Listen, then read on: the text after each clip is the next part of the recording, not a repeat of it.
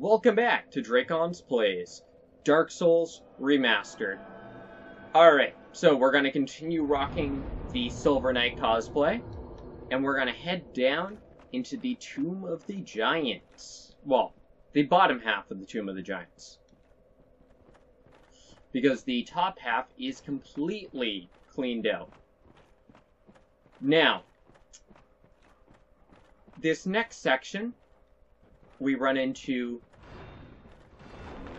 probably one of the worst enemies in the series. The damn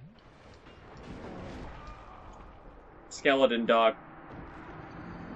And that attack is part of the reason they are one of the worst enemies in the series.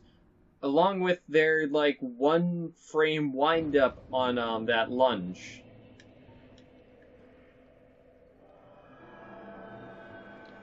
But, no, the stupid skeletal dogs are ridiculous. And this particular, like, build is not great for dealing with their nonsense.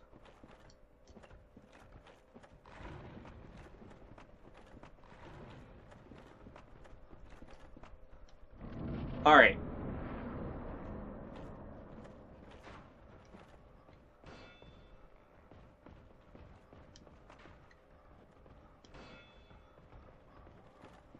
Crap. I didn't think he could come through there.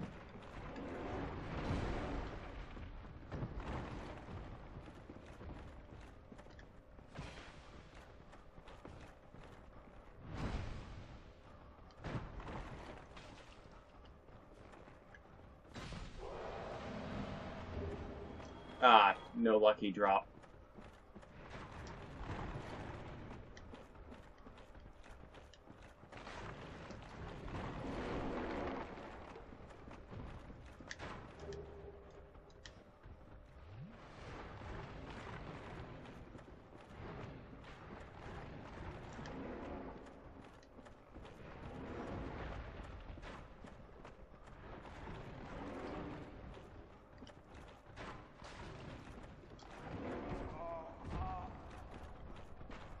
Alright.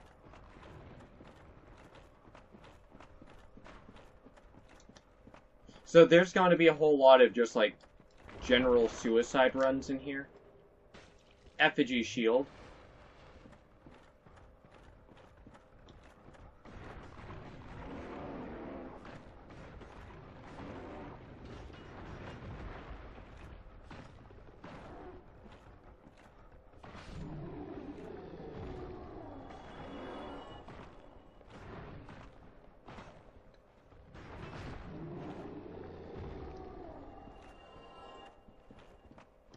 Alright. So down there we can see a bonfire, actually.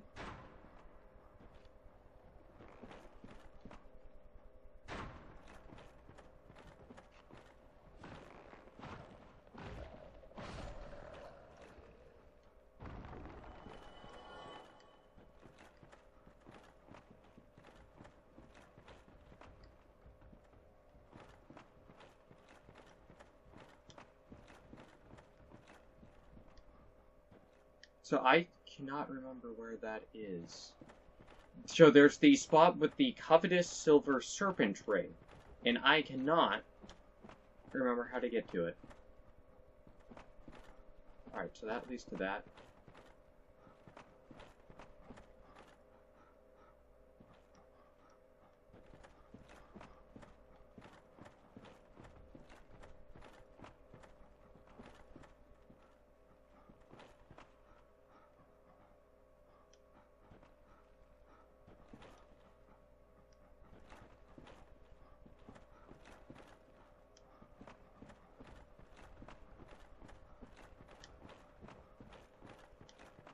Did I do it? Alright.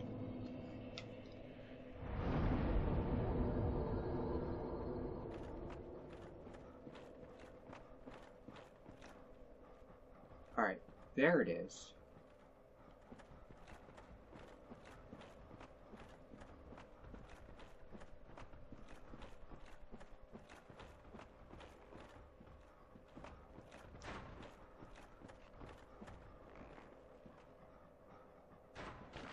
way over there. I honestly forget how you're supposed to get that.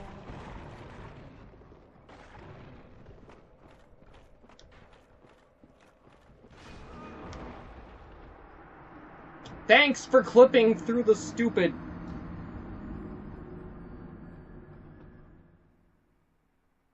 Yep.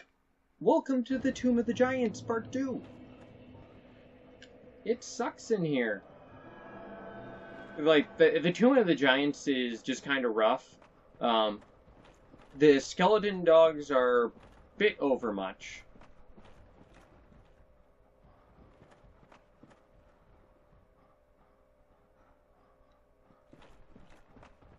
Like, legitimately, they're way...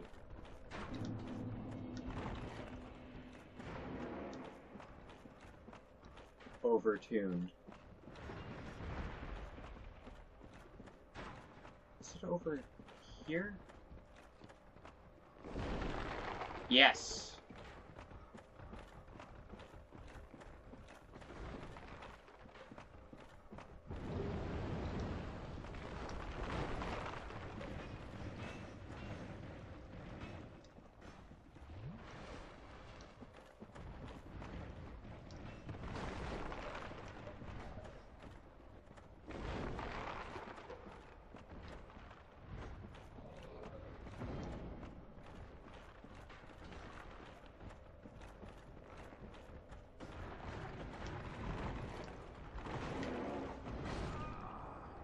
Oh, that reach around, though. He turned on a dime to get me. Effigy shield. I need to read that. Alright. I got pretty much the most valuable things out of this upper part. This serpent ring is an imperfect dragon. Yeah, identical description to that. Which we read earlier. And then we got the effigy shield, which is notable for a few things. Frightful occult shield defends against divine weapons and lightning. In ill-fated plot to destroy the very gods, the followers of the occult once attempted to steal the power of Gravelord Nito, the first of the dead. And it boasts 90% lightning reduction, which best one in the game, actually.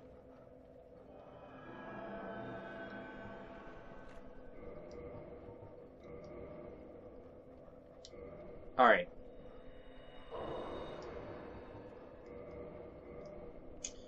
This is one I want to go all in on just because Nito.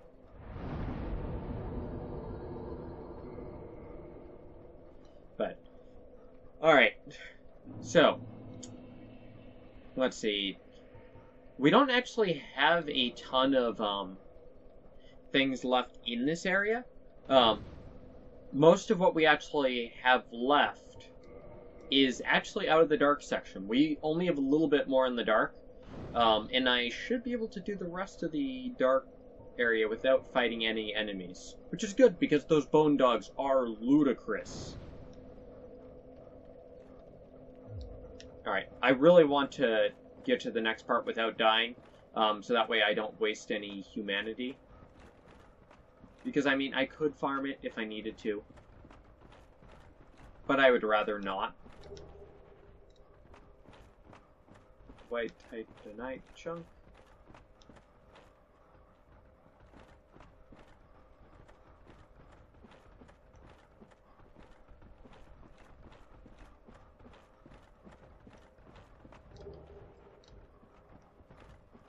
Soul of Proud Knight.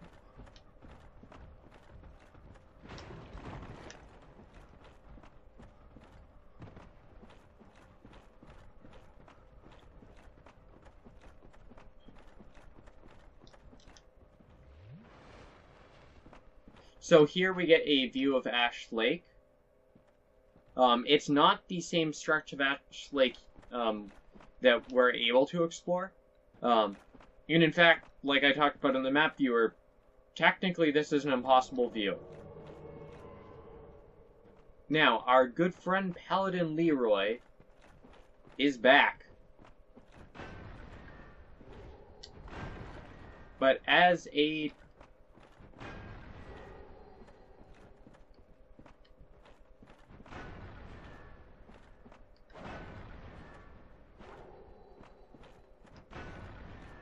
invader this time.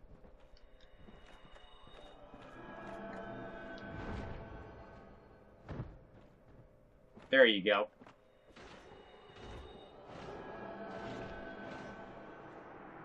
Nice try, Leroy. And he gives quite a bit of souls. Alright, and we get humanity. Grant in Sanctus. So, Grant, a legendary weapon of the Way of Light, granted to an undead paladin long ago. This mass of iron can only be lifted by those with inhuman strength, but is blessed and very effective against the dark. So, inhuman strength is 50, apparently, according to this weapon anyways. And it is a divine weapon. So that would actually be super good against, like, yeah, Nito and the skeletons being blunt and divine. Nice. And then way down here we have Sanctus. Alright. Once blessed with the protection of a white flame, but its power has all but faded, so that it provides only slight HP recovery. So that gives a very slight HP regen effect. Unfortunately, it is a static number. It is not percentage-based. So it really loses effectiveness at a lot of points.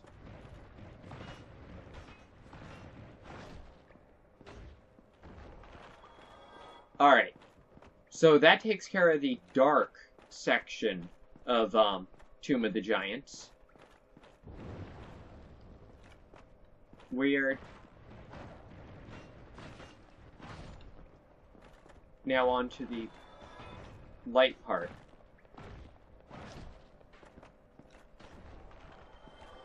Alright, so this setup is great. So, Bone's wheel in front of you. He drops down.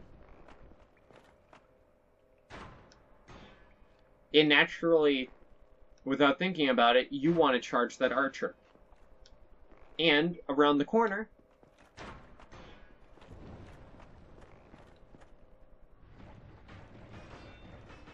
is a giant skeleton.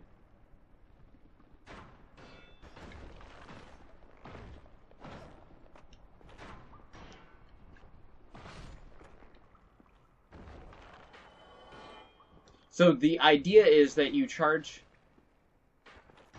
the archer, and then he kicks.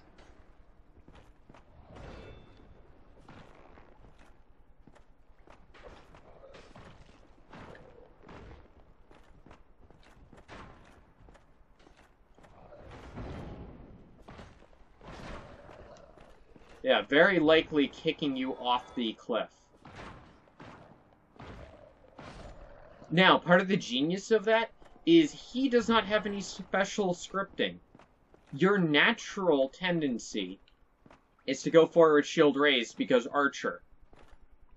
The giant skeletons kick when shields are up. And he's perfectly aligned. So it's like, they didn't do anything special scripting-wise. It's all in the placement, which is really, really interesting.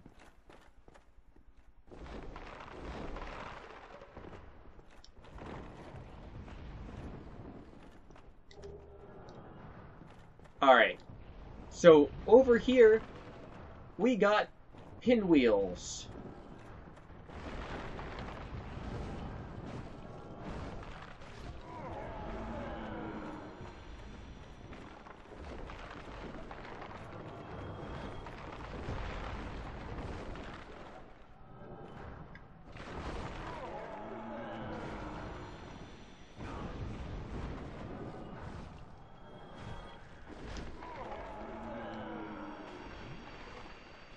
And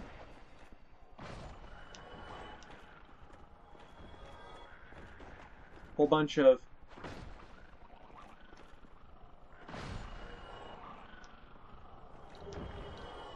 little plague skeletons.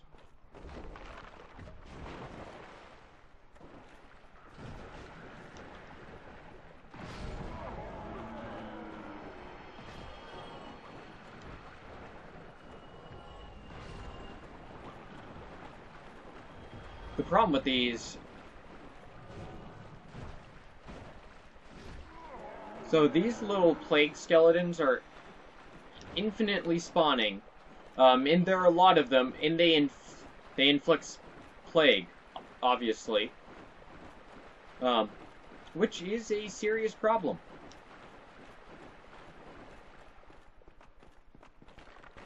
Alright, so I didn't get any drops from the pinwheels, which is fine.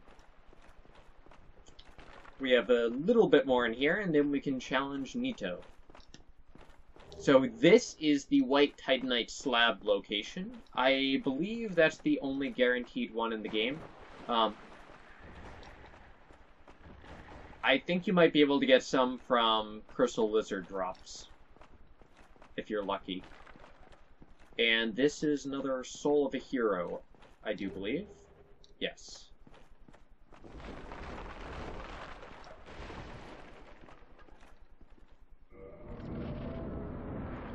Alright.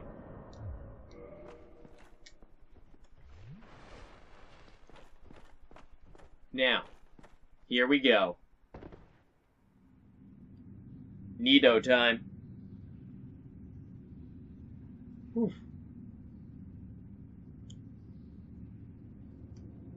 Alright. So, our second Lord Soul. Grave Lord Nito. First of the dead.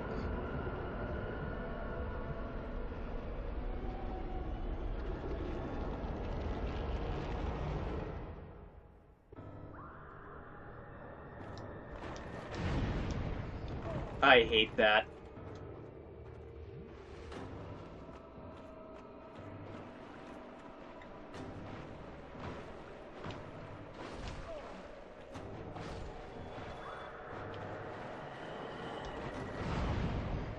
That attack is so annoying. So those...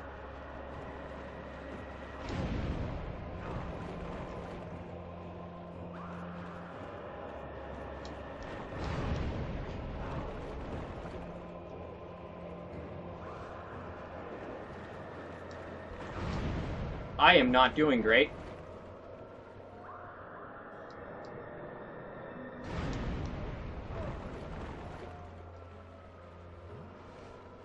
Damn it, Nito.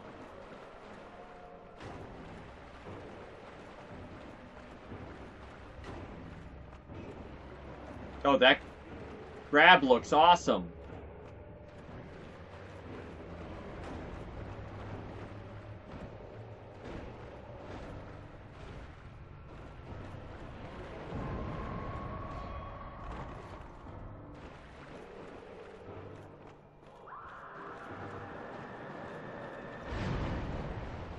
Weird that you would go for that move.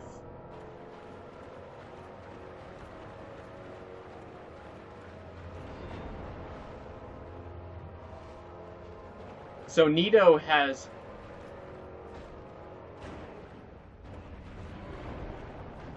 a whole bunch of super slow attacks. Once you get rid of his skeletons, and you start just hugging him like this, he doesn't have much. And Divine makes the skeleton problem non-existent. So essentially, his skeletons will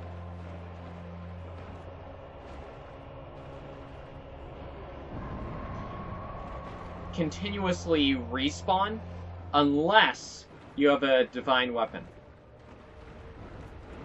In which case, you're able to put an end to that. Nito down.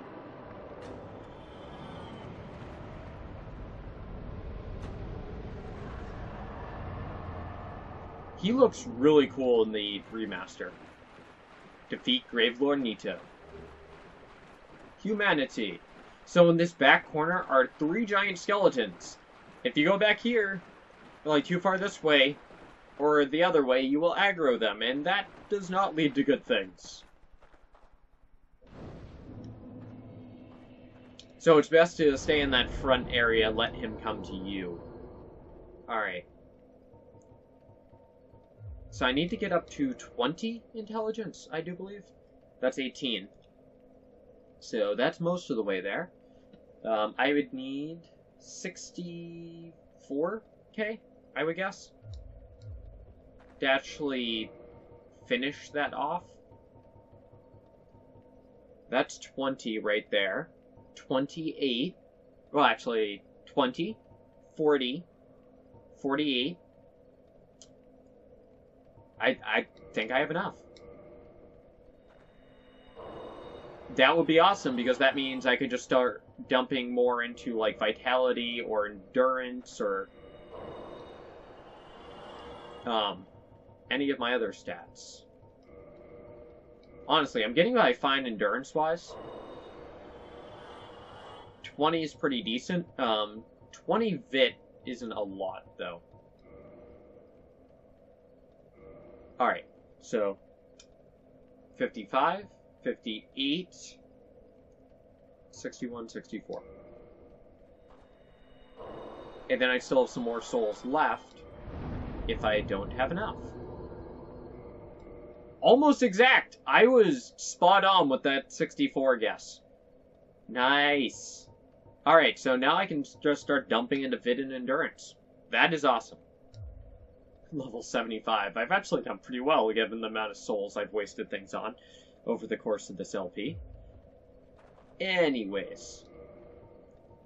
Lord Soul. Soul of Gravelord Nito, first of the dead. This Lord Soul was delivered at the dawn of the Age of Fire.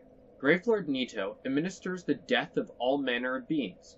The power of this soul is so great that it satiates the Lord Vessel, despite the fact that much of its energy has already been offered to death. And I just realized I never actually put in the Lord Soul description for the 4 kings. So I'll throw that in now for you guys. Alright, so here's the description for the 4 kings bequeathed Lord Soul Shard. Soul of one of the 4 kings who fell to dark. A fragment of a Lord Soul discovered at the dawn of the Age of Fire. Lord Gwyn recognized the foresight of these 4 great leaders of New Londo, and granted them their ranks and the fragments of a great soul. Although this is not a full Lord Soul, it can still satiate the Lord Vessel. Alright, so a few interesting things here. For starters, it's not actually a full Lord Soul, like the one we just got from Nito. This one is just a fragment of one. It's actually a fragment of Gwyn's soul. He took his soul and broke it up into a whole bunch of different pieces. He gave some to the 4 kings, as we'll see later on. Gwyn also got one. The 4 knights, according to their the description on their rings, they also got a much smaller piece, you would assume. But yeah, so Gwyn broke his soul up to power up all these different people. Now, the other thing is they got a pretty big chunk, and it's actually enough to satisfy the Lord Vessel, which is nice. Because otherwise, we wouldn't have a good way of getting to Gwyn. But, yeah. Anyways, so that's the description. Now, back to the main episode. Alright. So that's that.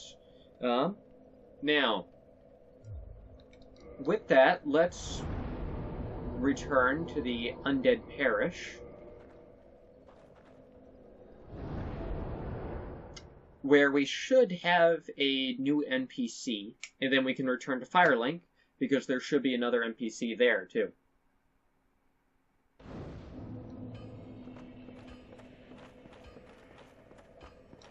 Alrighty.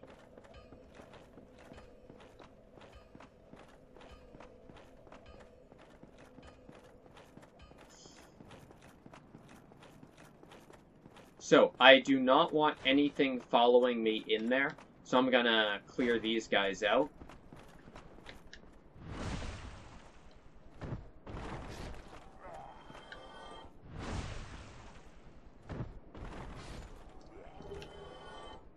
Titanite shard. The lighting made me think he dropped a thing.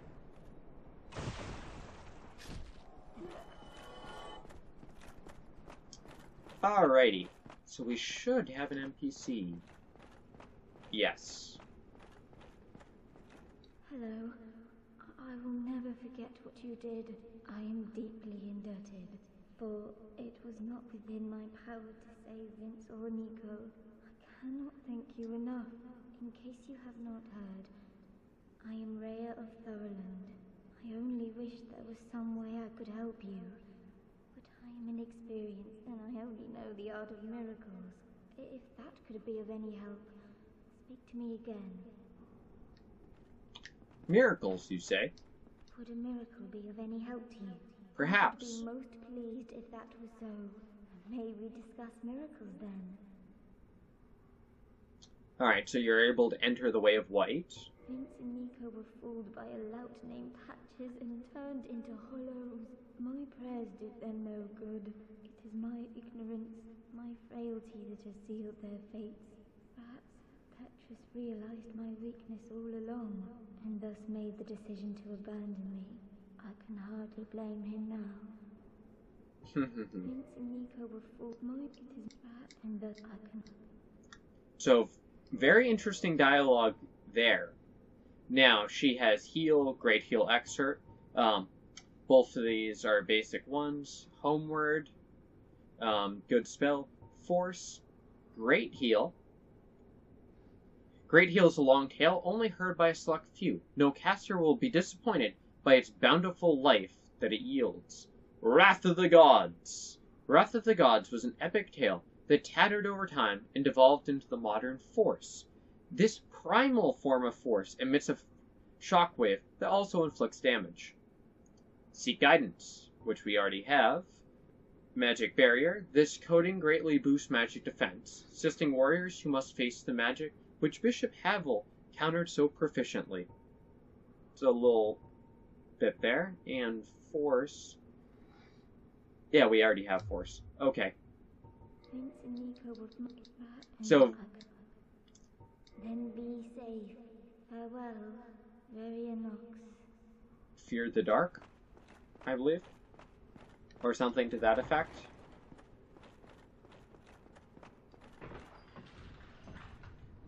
Alright. So, Petrus might have a few words about all of this. And now that we've seen that entire quest line through, well, we've seen the first bulk of it through. At this point, there's a few different things that can happen. Oh, it's you. You rescued milady. Well, a pity that is, for it will amount to nothing. For the little madam is not worth her salt without her family name. Very suspicious.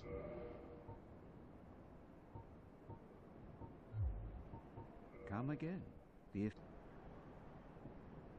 Anything else to say? Oh, hello, miracles. Come again. The effect. So, Petrus here has his eyes on Rhea. And from his dialogue, you can tell he has no respect for her at all.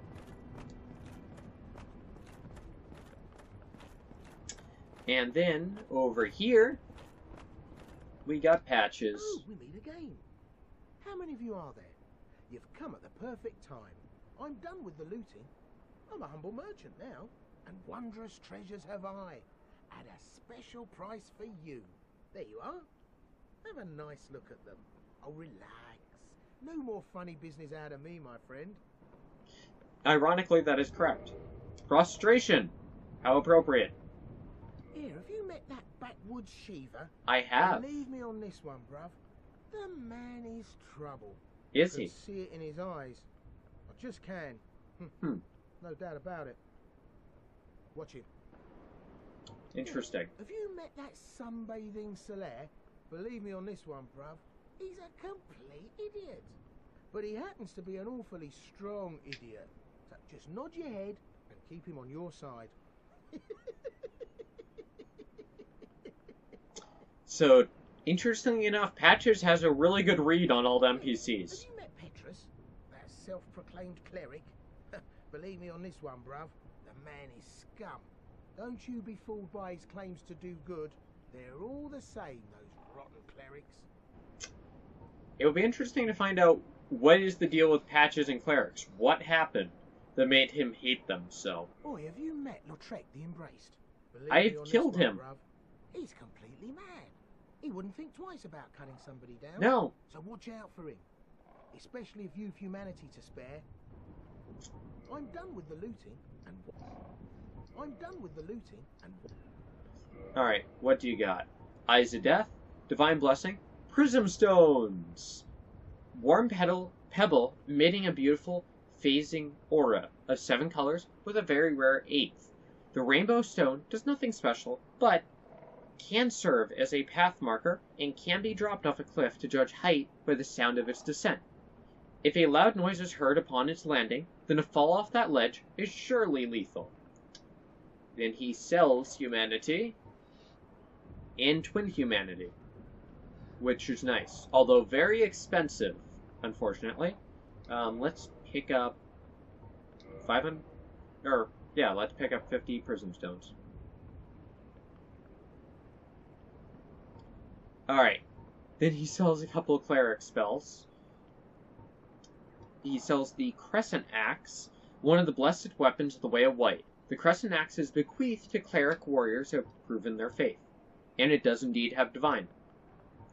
Mace, Canvas Talisman, Thurlin Talisman, nothing particularly special there. He sells all 3 masks. Mask of the Father, Mask of the Mother, Mask of the Child, and then he sells the Cleric set. Anything on here? Who are famous for being unyielding in battle. Alright. Yeah, so nothing in particular there. Alright. Oh, interesting. I just realized it shows my equip load in the top. Right there. What? Weird. Nothing appeals to you? Well, you must have poor taste. Alright. So, just to show it off, and I feel like this spot is almost like designed for this. Huh. Wonder how this spot was shaped previously.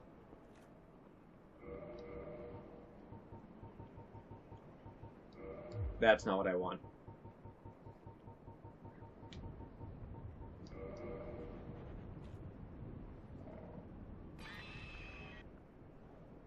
That cut off. I don't know if that's because I rotated the camera or what, but that is the sound that you get if it falls on a kill box. So it's like guaranteed 100% to kill you. I believe that the prism stones don't actually properly register death, like if a drop would kill you based on your current health level. In Dark Souls 1, fall damage is percentage based, and it's affected by things like your equip load.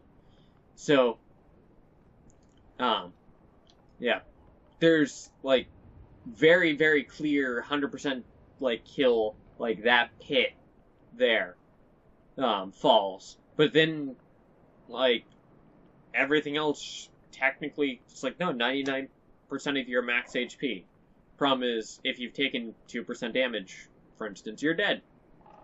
And I believe the prism stones don't account for that part of it at all. But anyways. Yeah, anyways. So for now, we're done with Rhea in Petrus's questline.